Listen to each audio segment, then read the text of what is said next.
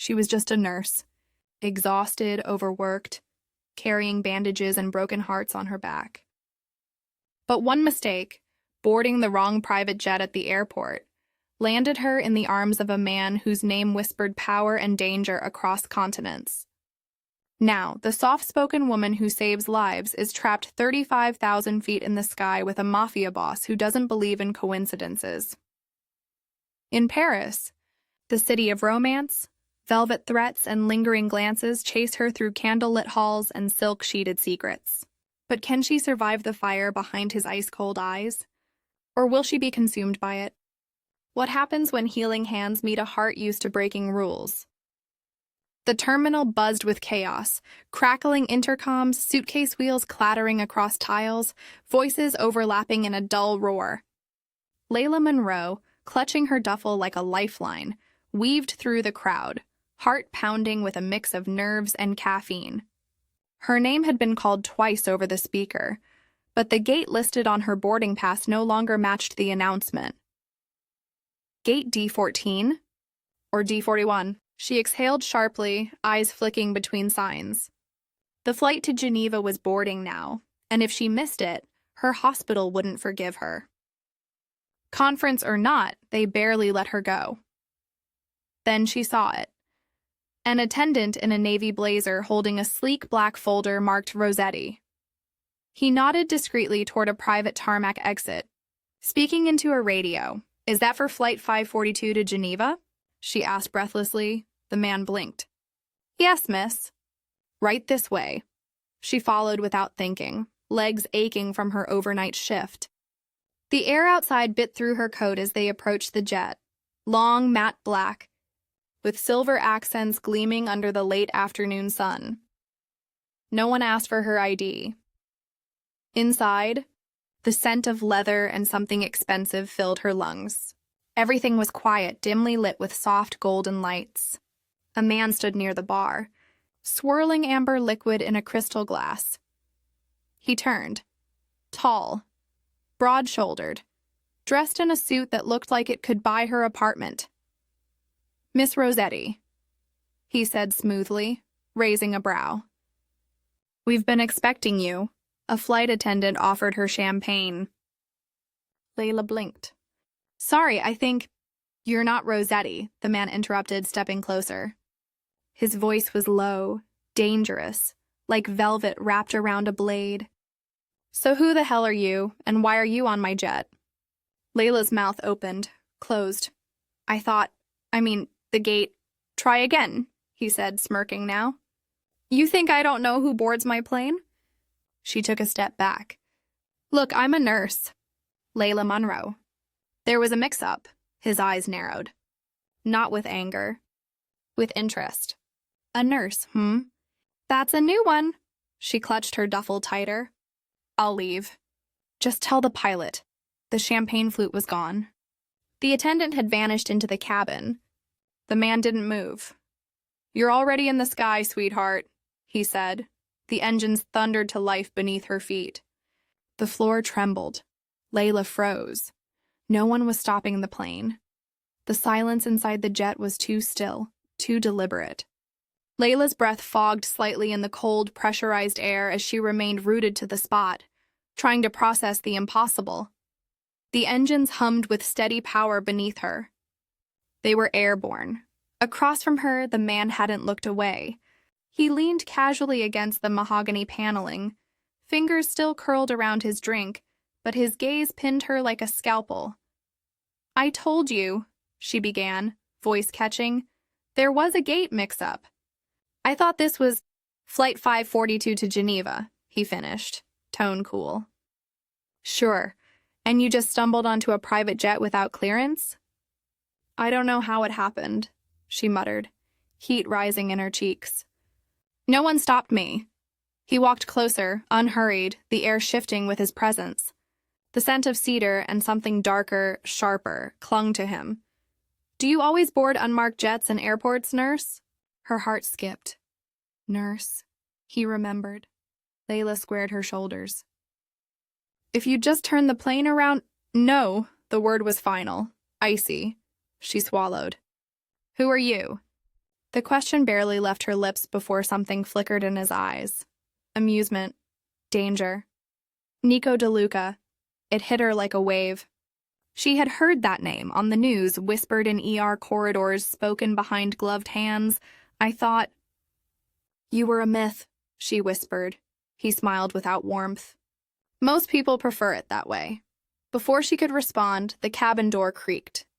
Small footsteps, a little girl in pink socks and tangled curls peeked out, blinking sleepily. "Nico," she yawned, rubbing her eyes. "Is this my new nanny?" Layla's breath hitched. The girl toddled over, wrapping her arms around Layla's coat like it was familiar.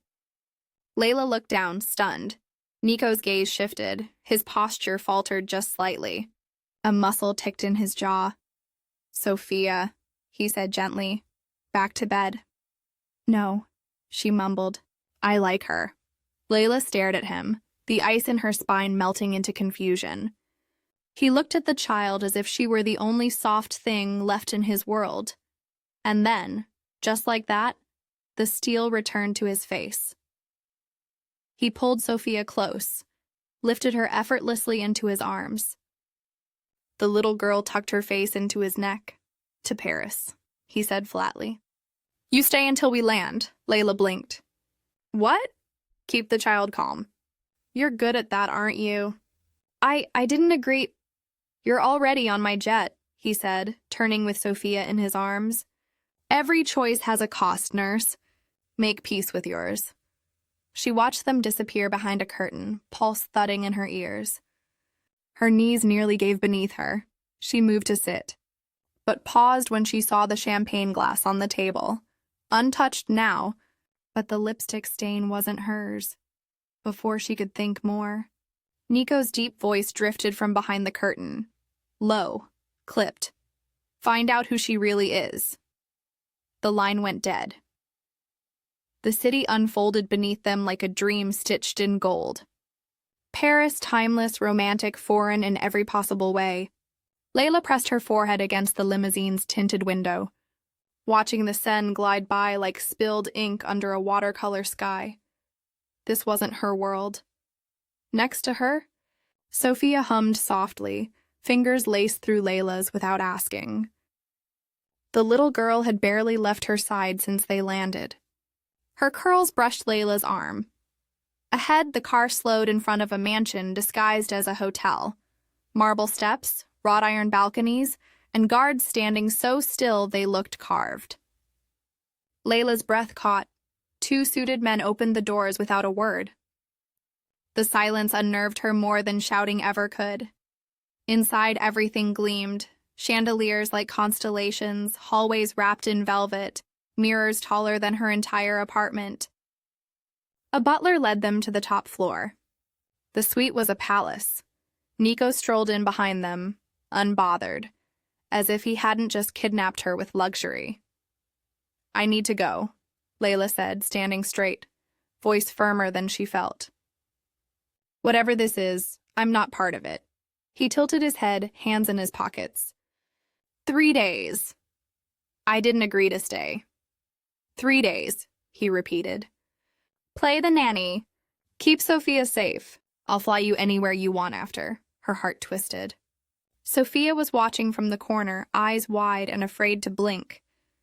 Layla hesitated, then nodded. The next hours blurred into surreal calm. She bathed Sophia, helped her into pajamas that cost more than her rent, brushed her curls while the little girl chattered about Paris. Nico stayed at a distance, watching with a look Layla couldn't read. Later, when she sang softly under her breath, an old lullaby from nursing school, Nico flinched, just slightly. She saw it. After Sophia fell asleep curled against her, Layla rose quietly and wandered to the corner where Sophia's toys were scattered. Stuffed animals in designer dresses, puzzle boxes, tiny glittering jewelry. Her fingers brushed a small wooden chest. She opened it. Inside, nestled between beads and a crumpled drawing, was a single cufflink, gold, stained with blood. Her breath caught, and behind her, A door creaked open. The gown shimmered like liquid moonlight. Layla stared at her reflection in the gilded mirror, struggling to reconcile the woman she saw with the nurse who'd boarded the wrong jet just days ago. The silk hugged her curves, the slit kissed her thigh, and the diamond earrings were far too heavy for borrowed dignity. "I can't wear this," she muttered, turning from the mirror. A knock. Nico entered without waiting for permission. Black tuxedo, perfectly controlled. His eyes swept over her, pausing at her throat, then lower. "You'll do," she bristled. "This isn't a job interview." "No," he said, walking closer. "This is survival." He offered his arm. She didn't take it, but she followed. The private dining hall was carved from dreams. Arched ceilings, crystal chandeliers, and a table long enough to seat kings. Men and women in tailored power sat waiting, sipping wine that probably cost more than her college loans. Eyes turned as they entered. Nico's hand grazed her lower back. "This is Layla," he said smoothly. "The girl I trust with my daughter's life." Every glass paused midair. Layla smiled tightly, but her spine locked. She wasn't here by choice. These people weren't friends, and trust wasn't currency. It was ammunition. Dinner passed in polite threats wrapped in French. Layla barely touched the food. One man in particular, with silver hair and cold eyes, never looked away. "Rossetti sends his regards," he said in a lilting accent. "Strange that you've taken on a nurse. A sentimental weakness?" Nico didn't blink. "She's stronger than she looks." Layla clenched her jaw. After dessert, she slipped out. The hallway was dim, lined with oil paintings and secrets. She didn't hear him approach, just felt the air shift. "Why did you parade me like that?" she hissed. He stepped closer. "You were already a target the moment you stepped on my plane. I made them see you as something else." "What? A pawn?" Her voice shook. "A toy?" He didn't flinch. "A threat." She pushed his chest. He caught her wrists, gently but firmly, then pressed her against the wall, his breath close. "You have no idea what you've walked into, do you?" he whispered. His voice was velvet steel, both warning and invitation. Her heartbeat was a drumline. His scent curled around her, expensive and dangerous. Before she could speak, a gunshot cracked the silence. Distant. Below. The lobby. Nico's body shifted instantly, shielding hers. Then, chaos erupted. The rain in Montmartre fell like a whisper, soft and steady against the cracked shutters of the old apartment.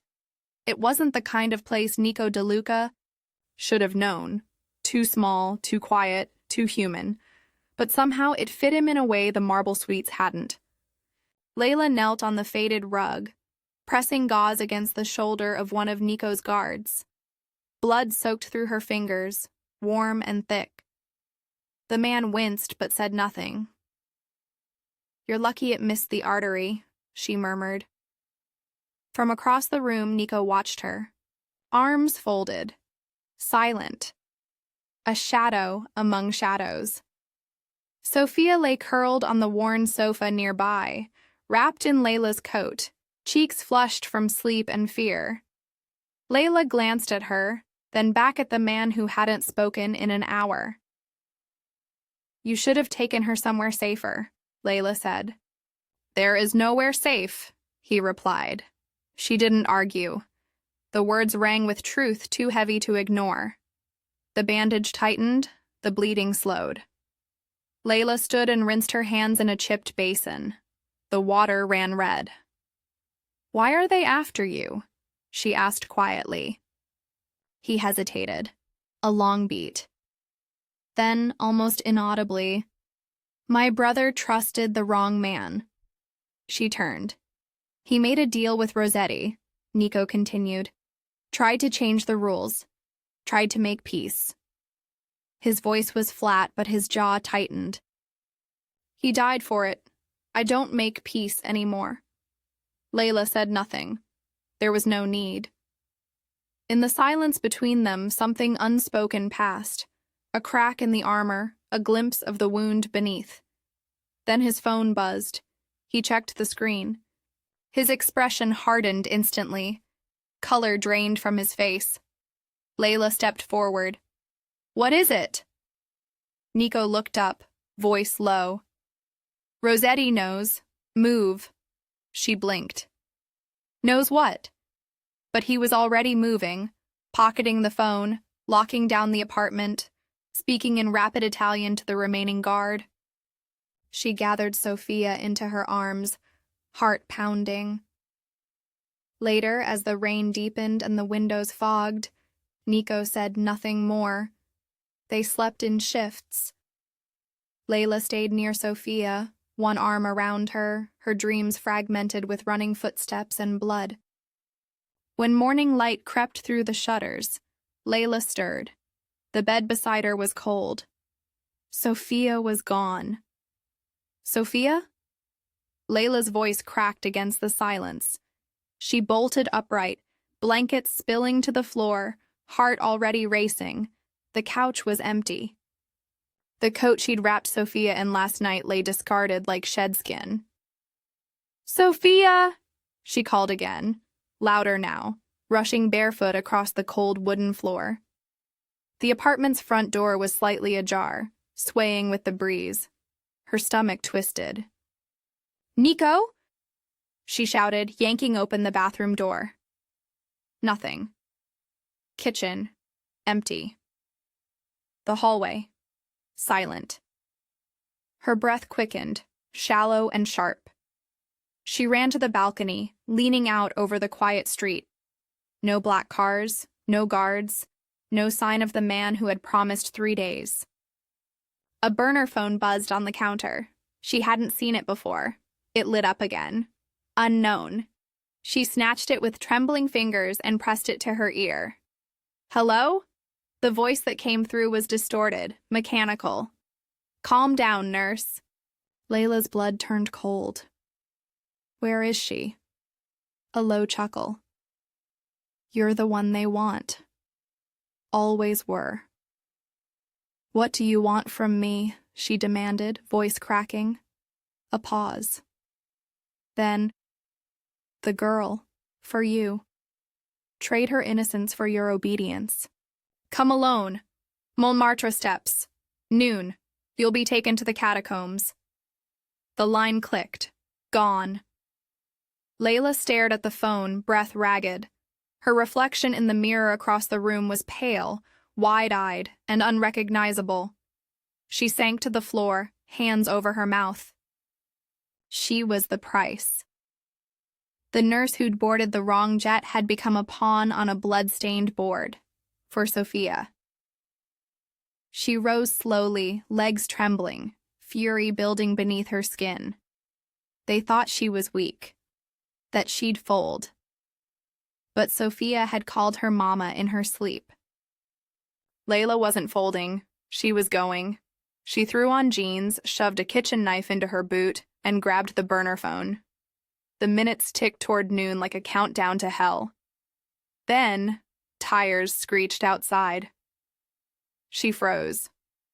A black car came to a violent stop in front of the apartment, and the door began to open.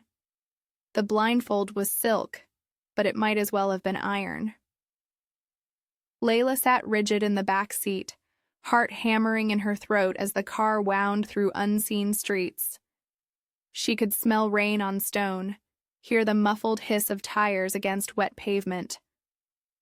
They didn't speak. Not the driver. Not the man beside her with the faint scent of tobacco and rust. Her hands were bound at the wrists. Not tight, but enough. Enough to make her feel helpless. Enough to make her furious. When the car finally stopped, she was pulled out by the elbow and guided down a steep stairwell. The air changed. Cooler. Older. Damp stone and something musty filled her lungs. Steps echoed. Beneath her feet, the ground turned uneven, ancient. Then, stillness. The blindfold was yanked off. Layla blinked into flickering torchlight, vision swimming. They were deep beneath the city. Bones lined the walls in eerie patterns, skulls grinning from the past. And ahead, in the center of the room, stood a man in a gray overcoat, silver hair gleaming beneath the flame. Rossetti. He smiled as if they were old friends. "So," he said, voice smooth and cruel, "this is the woman who softened the butcher?" She didn't answer. Her eyes searched behind him and found her. Sophia, curled on a blanket, clutching a stuffed rabbit, cheeks wet with tears. Rage surged through Layla like fire through oil. "She's a child," Layla said coldly. Rossetti turned, amused. "She's Nico's child. That makes her a message." "You want me," she growled. "Let her go." "I want Nico to feel what I felt when his brother pulled the trigger," he said, stepping closer. "I want to take what he loves, piece by piece." Layla's voice trembled with fury. "He doesn't love me." Rossetti laughed, the sound echoing off bones. "That's the beautiful part. He doesn't know he does yet." She inched forward. The ropes at her wrists had loosened. She'd been working at them during the car ride. Just a few seconds more. "You underestimate me," she said softly. Rossetti raised an eyebrow. "Do I?" He stepped aside. One of his men, a lean, scarred figure, moved toward Sophia, blade gleaming in the torchlight. Time fractured.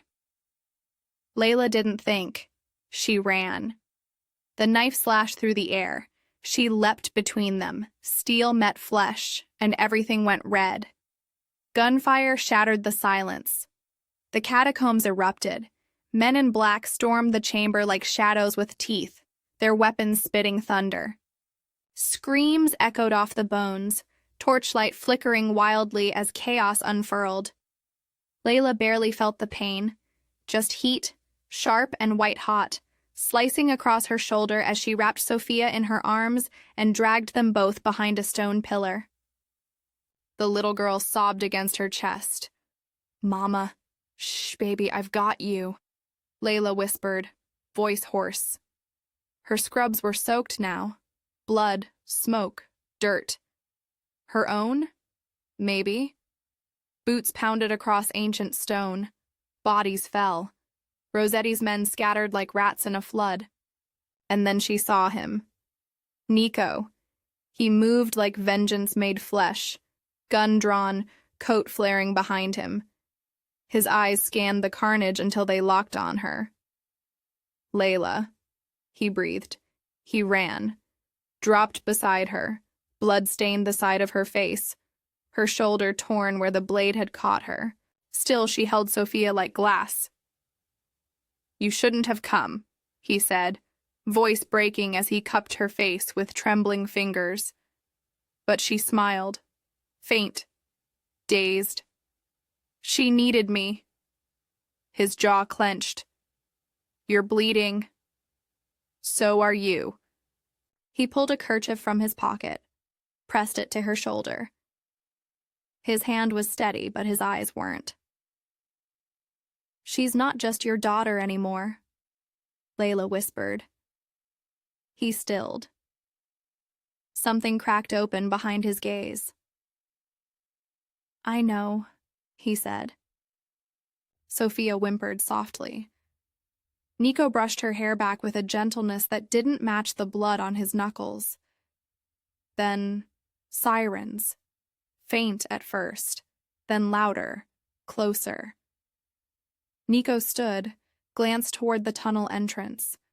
Flashing blue shadows danced along the far wall.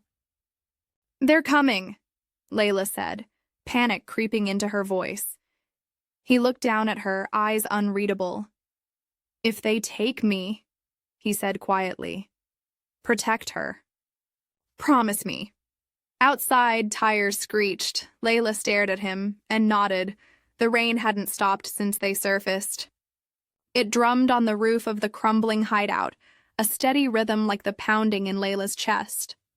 The old brick room smelled of damp earth and smoke. Candlelight flickered over peeling wallpaper and shattered silence. Nico sat on a wooden chair, shirt peeled back, blood glistening from a gash along his ribs. He didn't flinch as Layla cleaned the wound, but his jaw was tight. She worked in silence, needle trembling slightly between her fingers. The firelight caught the curve of his shoulder, the scar beneath his collarbone, the bruises blooming down his side. "I need to know," she said finally, voice low. "What you are. What this really is." His eyes flicked up to meet hers.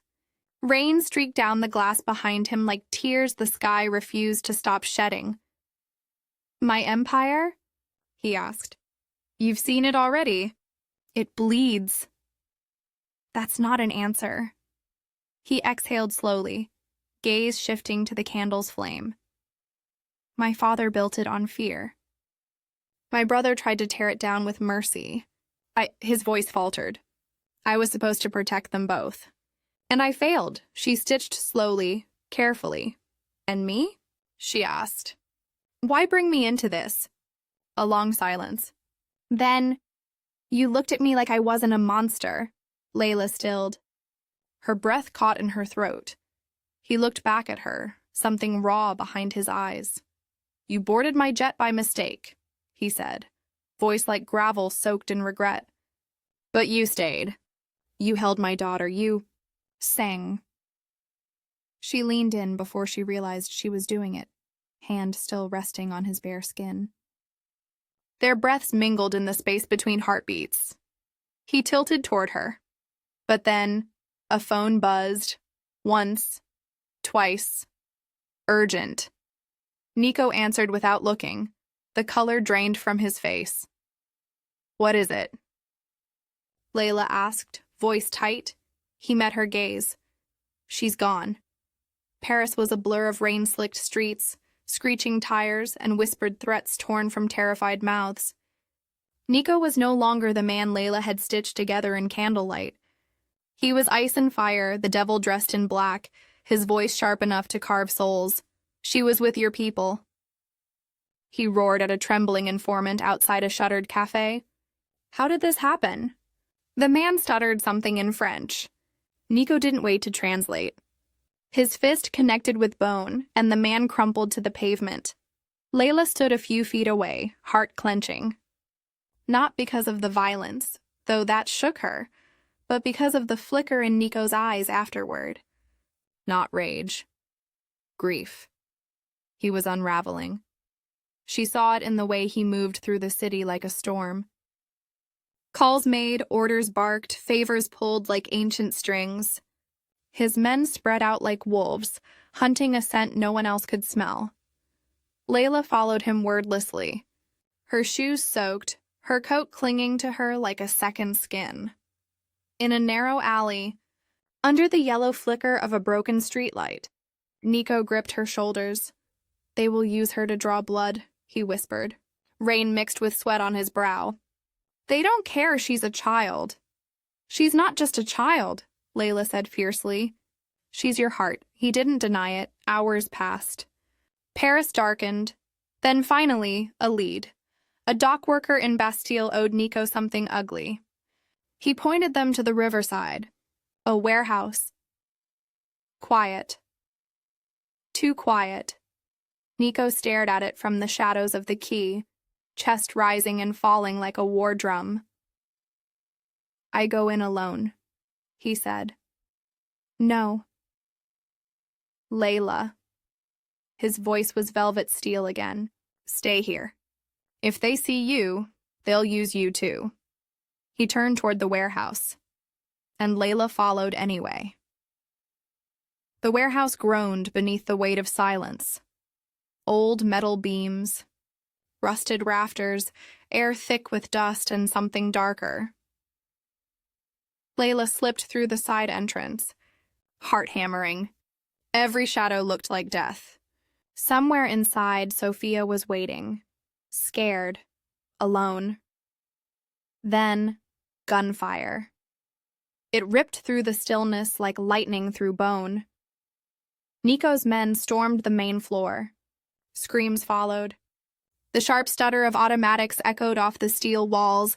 Layla ducked behind a stack of crates, breath shallow, praying, a voice high and trembling. "Papa." Sophia Layla's legs moved before her mind caught up. She darted past flickers of muzzle flashes, smoke curling like fingers around her ankles. She found her behind a stack of crates, tied to a chair, cheeks wet. Rabbit clutched to her chest. "Sophia," she breathed, falling to her knees. "It's me. I'm here." The girl sobbed into her chest as Layla sliced through the ropes with shaking hands. Then, a shout, a gun raised. "Nico!" He surged between them, a shadow in motion. The shot rang out. He staggered. Blood bloomed across his side. "Nico!" Layla screamed, catching him as he collapsed to his knees beside her. She pressed her hands against the wound, trying to stop the impossible. "Don't you dare," she whispered fiercely. "Don't you dare die on me." Sophia clung to her side, sobbing. Nico's hand reached up, trembling, brushing a lock of hair from Layla's cheek. "You feel," he rasped, voice fading, "like home." His eyes fluttered, closed. The villa rested on a hill draped in olive trees and silence. Tuscany stretched beyond its windows in waves of gold and green, as if the earth itself was finally exhaling. Nico lay in the bedroom beneath gauzy linen sheets, his chest rising with each breath, slower now, steadier. The bullet had missed anything fatal, but just barely. It was Layla who saved him. Again. Days blurred into rhythm. Wounds cleaned. Bandages changed. Sophia's laughter returning in tiny doses, like fragile sunlight creeping back after a storm. Layla stood on the terrace most mornings, arms wrapped around her as mist curled over the vineyards. She still woke in panic sometimes, her mind dragging her back to the warehouse, to blood and fire and his body crumpling. But then Sophia's little arms would circle her waist. "Is Papa better today?" And each time Layla would smile and whisper, "Getting there." Nico slept often. When he was awake, he watched them, her and Sophia, with a quiet reverence, like he still wasn't sure they were real. One evening, the sunset painted the sky in bruised lavender and gold. Layla sat beneath a cypress tree brushing Sophia's curls, the child humming softly as fireflies danced around them. Nico stepped out slowly, a blanket draped over his shoulders. He looked paler but alive. Sophia ran to him, hugging his waist. He lifted her with effort, pressing his lips to her temple. Then he looked at Layla. She rose, brushing off her skirt. They stood close. No words, just the weight of everything unspoken hanging between them. Sophia looked up, eyes bright. "Mama," she whispered. Layla froze. Sophia smiled. "Can I call you that now?" Layla's throat tightened. She nodded, bending to hold her close. Behind them, Nico's voice broke the quiet. "I kill for power," he said softly. "But I live for you." She looked at him. He held out his hand. She took it. In that moment, the past burned behind them, but peace is always brief. The next morning, a package arrived. No return, just a single red envelope, sealed with wax, the Rossetti crest pressed into blood-red lacquer.